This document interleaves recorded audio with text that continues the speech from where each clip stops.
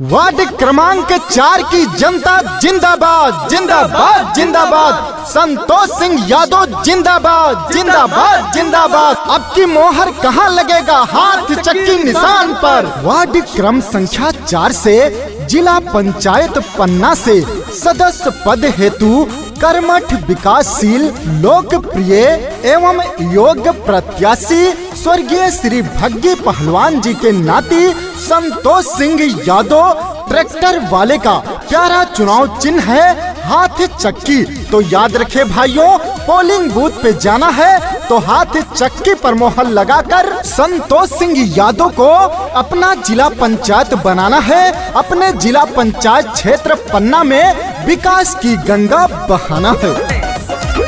कहती है जनता सारी, कर ली सबने तैयारी, जीतेंगे अब की भैया, अब की है इनकी बारी।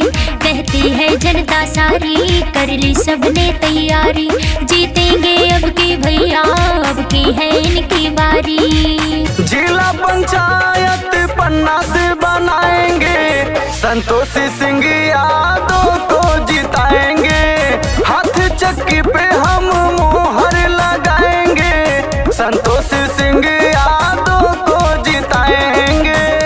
आपके विश्वास से वार्ड का होगा विकास, दिन हो रात संतोष भैया हमारे साथ। संतोष भैया ऐसे नेता हैं जो बच्चे बच्चे से प्यार करते हैं, बूढ़े बुजुर्गों से आशीर्वाद लेते हैं। तो याद रखे भाइयों, एक चुने नेक चुने और जिला पंचायत उसी को चुने जो आप सबकी सुने। और ऐसे एकमात्र प्रत्याशी हैं संतोष सिंह यादव जी, जिनका प्यारा चुनाव चिन्ह है हाथ चक्की हाथ चक्की हाथ चक्की।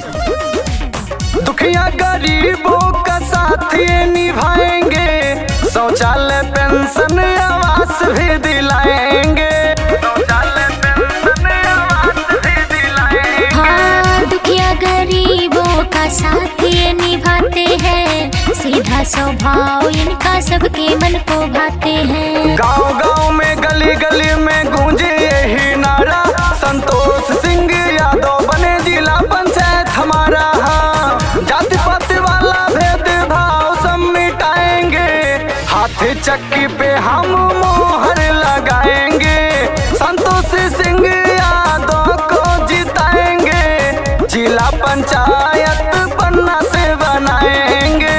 खेतों में खलिहानों में जनता के अरमानों में हर पल मिलेंगे गरीब मजदूर किसानों में आपके भाई आपके बेटे संतोष सिंह यादव जी। तो याद रखे भाइयों, चाचा चाची का प्यारा चुनाव चिन्ह हाथ की चक्की, दादा दादी का प्यारा चुनाव चिन्ह हाथ चक्की, सभी गरीब मजदूरों का प्यारा चुनाव चिन्ह हाथ चक्की। हाथ चक्की पर मोहर लगाना है, संतोष सिंह यादव को जिताना है, वार्ड क्रम 4 से जिला पंचायत सदस्य बनाना है।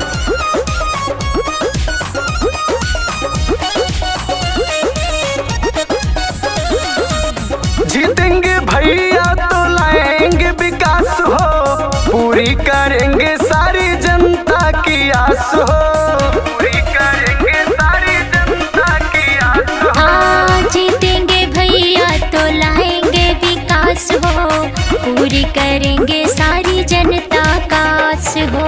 भैया बहनी दादा दादी सबने मिलके ठाना, संतोष सिंह यादव को जिला पंचायत बनाना। हाँ, दिन रात इनका ही साथ निभाएंगे, हाथ चक्की पे हम मोहर लगाएंगे।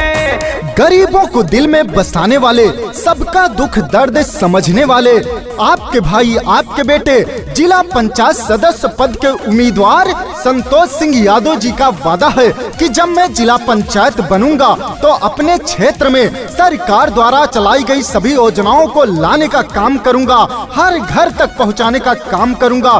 तो याद रखे भाइयों, सभी योजनाओं का लाभ उठाना है तो इस बार हाथ चक्की पर मोहर लगाकर संतोष सिंह यादव को जिताना है। जहाँ जहाँ जाओ वहीं होती इनकी बात हो, जनता ये ठान चुकी है देगी अब की साथ हो, जनता ये ठान चुकी है देगी अब की साथ हो। हाँ, जहाँ जहाँ जाओ वहीं होती इनकी बात हो, जनता ये ठान चुकी है देंगे इनका साथ हो। गाँव गाँव में रोड भैया मेरे जीतेंगे तो आएगी खुशहाली। हाँ, अंकित तिवारी ये सबसे बताएंगे, हाथी चक्की पे हम मोहर लगाएंगे, संतोष सिंह यादव को जिताएंगे, जिला पंचायत